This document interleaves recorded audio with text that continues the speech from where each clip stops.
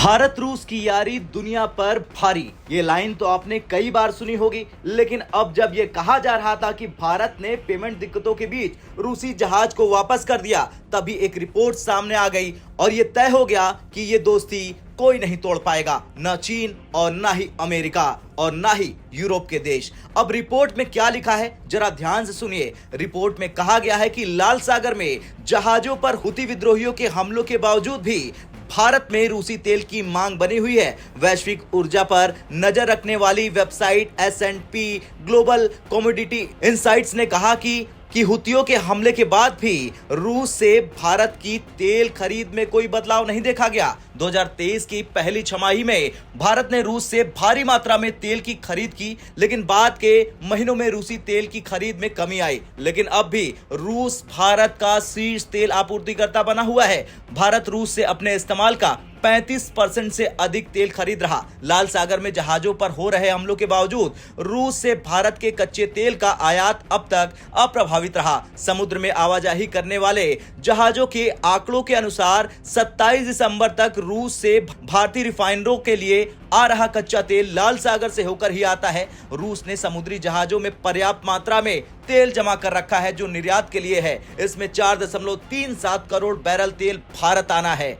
भारत के लिए निर्धारित 4.36 करोड़ बैरल तेल में से 1.92 करोड़ बैरल तेल अरब सागर, पूर्वी हिंद महासागर और दक्षिण पूर्व एशिया में है। अगर कभी किसी कारण रूसी तेल की आपूर्ति बाधित होती है तो भारतीय रिफाइनर्स और व्यापारी इस तेल का इस्तेमाल कर सकते हैं। रिपोर्ट में तो यह भी कहा गया है कि लाल सागर में अगर हुतियों के हमले और भी तेज हो जाते हैं फिर भी भारत को रूसी तेल की कोई कमी नहीं होगी। अनुमान है कि रूस से भारत के कच्चे तेल का आयात देश के कुल कच्चे तेल के आयात का 35 से 45% के बीच रह सकता है, अगर रूस रियायती दरों पर भारत को कच्चा तेल मुहैया करवाता है तो।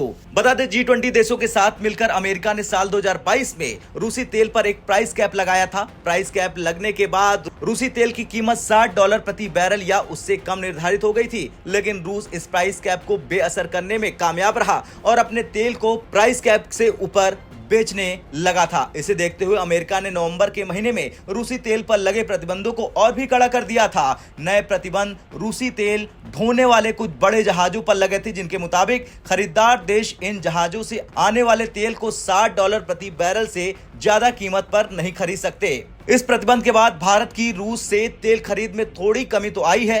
इस कमी को पूरा करने के लिए भारतीय खरीदार अपने पारंपरिक आपूर्तिकर्ता सऊदी अरब से खरीदारी बढ़ा रहे हैं। जहाजों की आवाजाही पर नजर रखने वाली ट्रैकिंग एजेंसियों केपलर और वोटेक्सा ने हाल ही में कहा है कि सऊदी से भारत के तेल आयात में 4% की वृद्धि हुई है। खैर कुछ भी हो, लेकिन एक बार फिर से ये साफ हो गया कि भारत रूस की दोस्ती का डंका अब भी पूरी दुनिया में जोरों शोरों से बज रहा है और हमेशा यूं ही बजता रहेगा। अब आपका क्या कुछ कहना है भारत रूस की यारी पर, कमेंट कर जरूर बताएं। ब्यूरो रिपोर्ट, भारत तक।